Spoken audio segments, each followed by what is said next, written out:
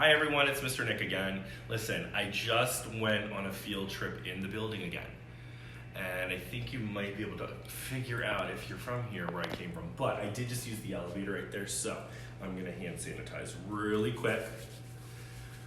Okay, and this secret classroom is in the corner. Come on, you're gonna come with me. Look, there's a little rainbow right here. This classroom is tucked away in the corner of the gym. Come on in. But there's a secret friend in here. It was kind of like Miss Megan's friend yesterday. But this is Sir. Look at him. He's so little. And Sir's got some friends in here too. I don't know if you can see him, but he's got little fishies underneath of there. I was gonna try and feed him, guys, but I think he's got enough food in there. And if you're an adult, you kind of know what I'm getting at there. But fish are friends, not food. Hence why some of them are bigger than others. But this is Sir. I figured we'd say hello to him. But if you haven't figured out, we're in Miss Gina and Miss Dina's classroom. Look, this is a pre-K room. So our friends are gonna go to kindergarten next year. So it looks a little different than the room I was in. But the best part, come here. They have a little Tuscan patio out here. Miss Gina's Italian, so she loves every little bit of Italy that she could get. However, not right now. They have their own little patio out here. Ooh, brisk. I know. Come on in. I have special things to share today.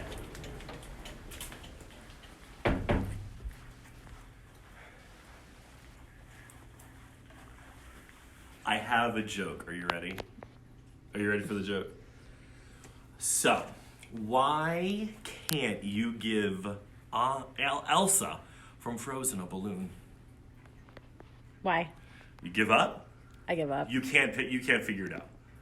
You can't give Elsa a balloon because she'll let it go. No? Okay, I have another one. Are you ready? How does Darth Vader like his toast? On the dark side. Oh! I am really good at dad jokes. I'm not even a dad, guys. Okay, so like I did the other day, I have a song to share, but it goes along with a book. Okay, so those of you that know this song, it's a Bob Marley tune. Okay, so we're getting a little reggae music action in here today, but it was actually kind of rewritten, and it's sung by somebody different, so it sounds a little singer-songwriter. So it's kind of like having Miss Rachel in the class in our story reading today. But this book was given to me by a special friend a long time ago, and look, he wrote in it. Look, 2016. Some of my friends watching right now weren't even alive yet. But this is given to me by my friend Nathan. And this book it's to the words, it goes to the Bob Marley song, Every Little Thing Is Gonna Be Alright. And right now, don't we need to remind ourselves of that? So it's based on Three Little Birds by Bob Marley, and it was adapted by Cedelia Marley, and the illustrations are by Vanessa Brantley Newton. Okay, so I'm gonna play this song. Are you ready? And Ellie says you're silly, Mr. Nick. Oh my gosh, Ellie. I wouldn't have it any other way. All right, here we go. Miss Erin and Miss Katie, I borrowed your speaker.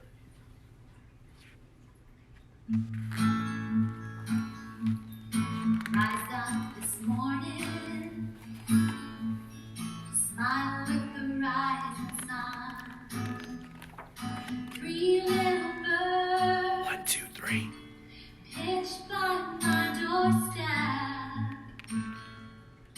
singing sweet songs of melodies pure and true, saying, this is my message to you. Don't worry My brother's super colorful. about a thing, 'cause every little thing is gonna be alright. There's a request for you to read the words along. What? Run To the playground. I don't want to sing. I'm gonna outshine her. friends and play. Three Little birds perched on the Can I mouth it? sweet That's okay, right? whistling these words, these harmonies sweeten the air. Sometimes you just need to show you care. Right? I'll sing this part. You say, Don't worry about a thing. 'cause Every little thing is gonna be alright. Yeah. help in the kitchen, I don't know these words like that. stirring up delicious fun. How many birds? Three Little birds. fly by my window, Cat is up in arms. chirping out loud. They're reminding us of each day. Everyone can make a mistake, they say. Alright, you know the words now, right? Nathan's embarrassed just listening to you. Worry, Nathan Taylor? About a thing. Every little thing is gonna be alright. You shouldn't be embarrassed. Lie down this evening. Your voice is beautiful. Belt it out, Mr. Nick, from Andrea Lanzalotti. Three little birds 1, 2, 3. nest in the treetops, humming soft rhymes and lullabies. I promise I'm gonna read a book next.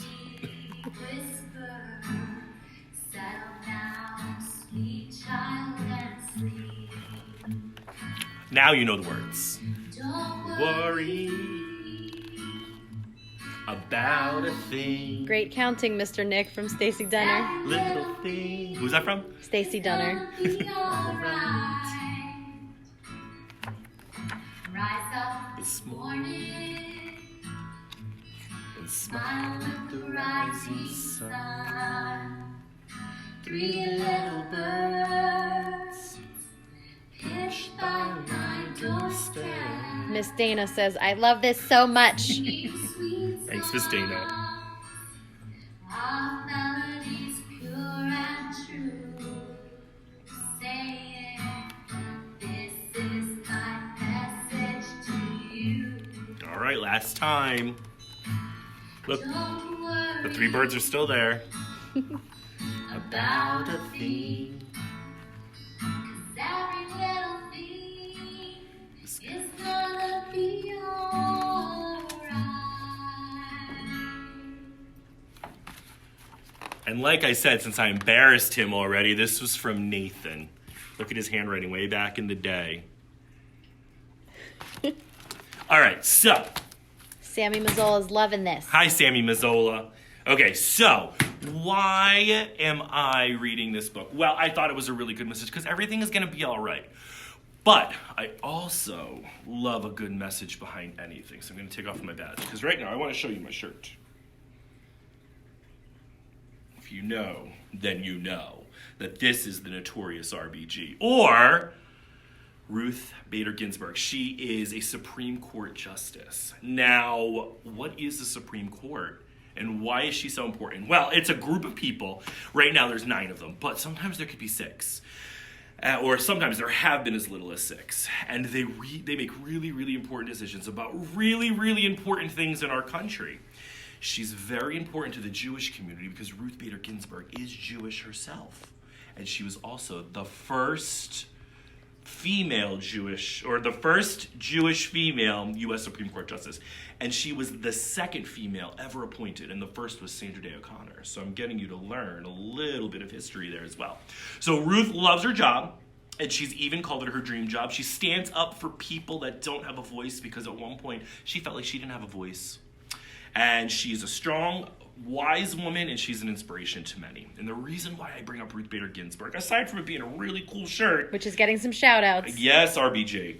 The reason why I bring her up is because my book today is about a little girl named Rosie. You can't really see the book. There's a jacket, and it's missing to this book. But Rosie is a creative inventor. And at one point, she felt like she wasn't very good at it, and she wanted to give up. but not until her great Aunt Rose came and helped her see that. Okay, so this book is called Rosie Revere Engineer. And engineer is a big fancy word for somebody who thinks really hard about how things are going to be put together or how things are going to work. And this is by Andrea Beatty, and the illustrations are by David Roberts. Remember, the illustrator is that person that makes the pictures. This is the story of Rosie Revere, who dreamed of becoming a great engineer.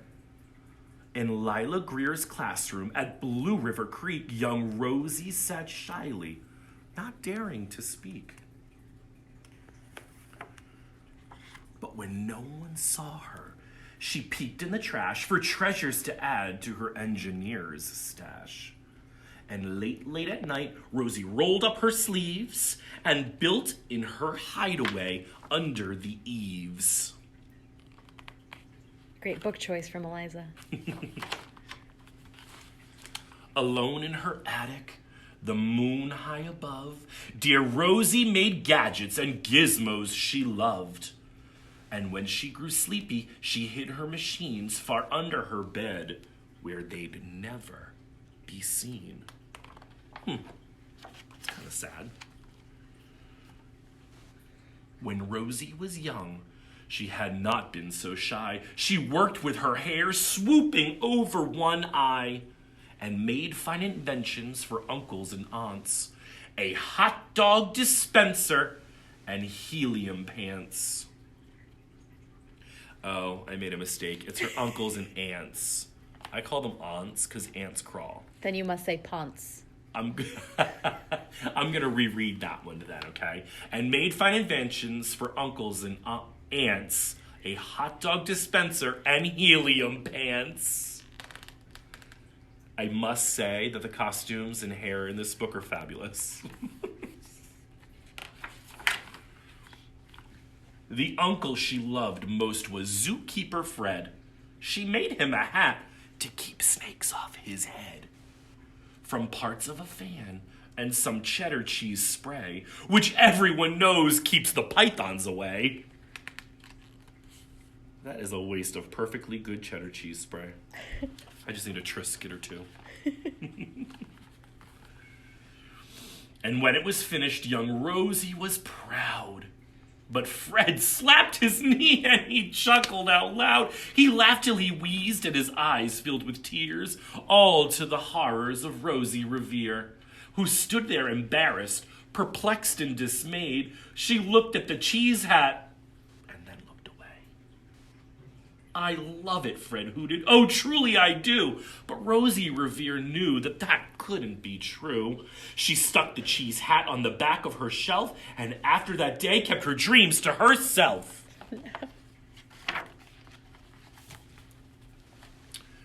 And that's how it went until one autumn day. Her oldest relation showed up for a stay. Her great-great-aunt Rose was a true dynamo who'd worked building airplanes a long time ago. She told Rosie tales of the things she had done and goals she had checked off her list one by one. She gave a sad smile as she looked to the sky. The only thrill left on my list is to fly. But time never lingers as long as it seems. I'll chalk that one up to an old lady's dream. Your awesomeness level has risen. Your work is enjoyed. From Janelle Gross Davis. That night, as Rosie lay wide-eyed in bed, a daring idea crept into her head. Could she build a gizmo to help her aunt fly? She looked at the cheese hat and said, no, not I. But questions are tricky, and some hold on tight, and this one kept Rosie awake through the night. So when dawn approached and red streaks lit the sky, young Rosie knew just how to make her aunt fly. Oh, dear. Number one, I just want to point out that there is a sphinx in the background. Apparently, Rosie lives in Egypt. I'm okay with that. She worked and she worked till the day was half gone, then hauled her cheese copter out onto the lawn to give her invention a test just to see the ridiculous flop that it might turn out to be. Oh my dear, she's already thinking she failed. Poor Rosie. I, for one, think that she is going to be successful. Strapped into the cockpit, she flipped on the switch. The Hello Cheese copter sputtered and twitched. It floated a moment and whirled round and round, and then froze for a heartbeat and crashed to the ground.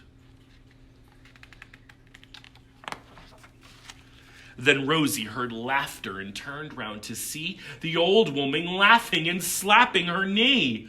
She laughed till she wheezed and her eyes filled with tears, all to the horror of Rosie Revere. Who thought, oh no, never, not ever again will I try to build something to sputter or spin, or build with a lever or a switch or a gear, and never will I be a great engineer.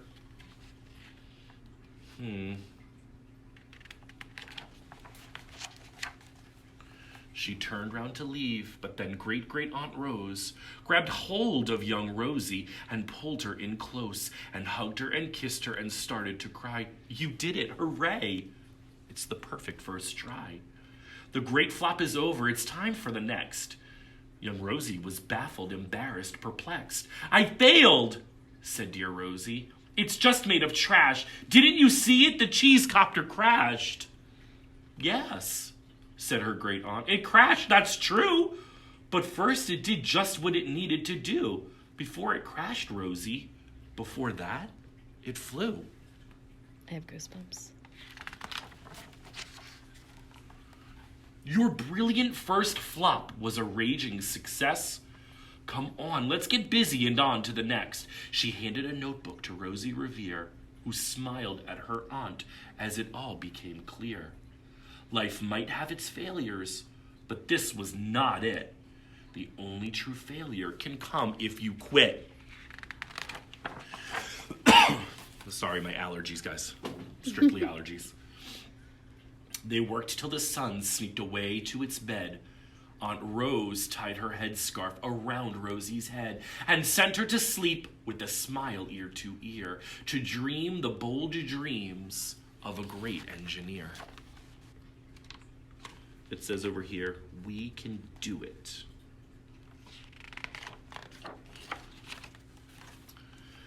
And at Blue River Creek, all the kids in grade 2 build gizmos and gadgets and doohickey-doos.